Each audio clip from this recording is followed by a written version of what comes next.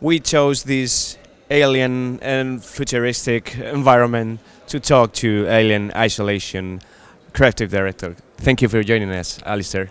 Thanks very much. This is very, very cool. Oh, first of all, I have to say congrats because it was one of the Game of the Years in several Gamereactor branches last year, and for me personally, I mean, it's the first game that manages to keep me inside a closet for like 15 minutes, not wanting to get out. So first, congratulations. Well, thank you. I mean, yeah, the reception the game's had has been absolutely tremendous, and it's just wonderful to know that a game that really wanted to make has received such great reception and has found a really cool audience. How did you manage to get that feeling in the players?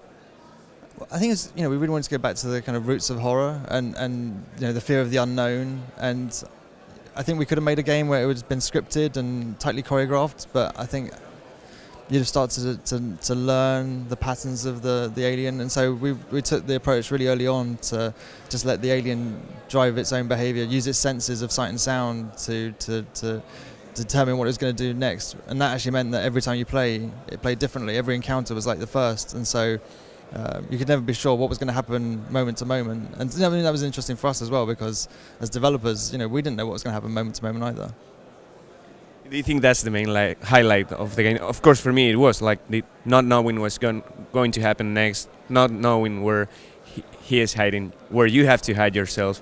Is that the main highlight, or is there anything else you wanted to?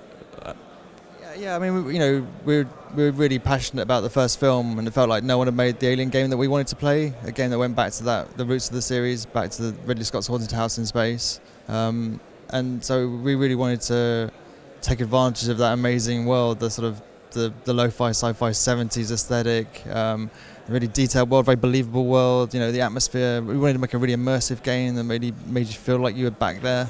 So it was kind of the whole experience we were after. I think the alien, this unpredictable alien, is at the core, but it was the whole journey that we were interested in. And of course, the art style, the artwork into it. Well, what can you tell us about its process, and how would you innovate with art style in a survival horror game like this? I think it's really interesting because the world is set absolutely in the future. It's way in the future. It must have kind of faster than light engines to move around space, but of course it was made in the 70s. It's a real snapshot of its time. It's a 70s view of the future. And it looks like nothing else. It's absolutely remarkable. And so for us, it was a joy to work with that original source material, kind of for the first time, and just to really expand upon it. And we even did things to try and stay a little bit more authentic by using the same techniques as the original production designers. So kind of Sharpie marker and felt pen, just to keep our new original drawings in keeping with the same kind of look and feel of that original. You're here in Barcelona to talk about inspiration for a survival horror game, and of course the creation process of Alien Isolation. What are you sharing with the audience in like a couple of hours? I'm sorry, can you repeat that? Sorry, could you repeat that? Yeah, you're here in Barcelona to talk about inspiration when it comes to create a survival horror game, and also about the creation process of Alien Isolation. So what are you sharing with the audience and young developers, etc.?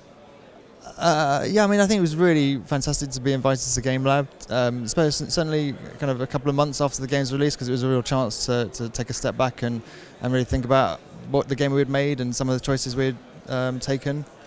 Some of the things that were really important to us. So I think I'm going to be talking about that, what we were trying to achieve and some of the things that we kind of inspired us as a team and personally, and how we kind of kept believing, even though we were doing something quite different, we kind of stayed true to that vision and made a game that people seem to really love.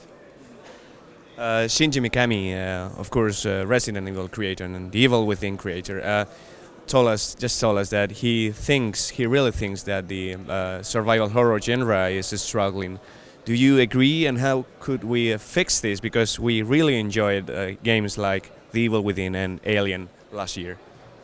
Yeah, I'm not entirely sure. I think one of the great things about the genre is it's really evolved over the years. I mean, it's really changed from where it started, and I think that's a really healthy thing that it's evolved over time. And so I think it's actually, you know, with games like Alien, I think there's a sort of actually a resurgence in survival horror, and I think that's really, really exciting. And I can't wait to see what the future holds. How does it feel in the team after the game is launched? Of course, it was something new for you, apart from all the strategy games and etc. How does it feel nowadays for this separate team? Yeah, I think we're just really, really proud of what we achieved. You know, for a long time we couldn't talk about what we were doing, and that's massively frustrating for any creative person to not be able to sort of shout about it. And like I said, you know, we worked on it for quite a long time. We're doing something completely different within the genre and with the license itself. And so to finally release it and to get that fantastically positive reception, to hear people really love the game is kind of why we do it.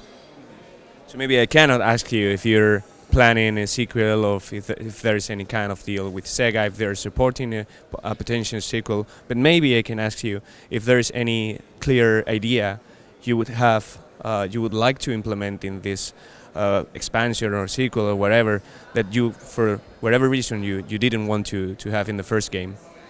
Well, I think as a team we were really passionate about the universe and the IP, and I think that kind of is demonstrated in the game that we made. You know, I think there's always more ideas, but as to what the future holds, who knows. Okay, I think that's enough. Thank you very much, Alistair. Thanks very much.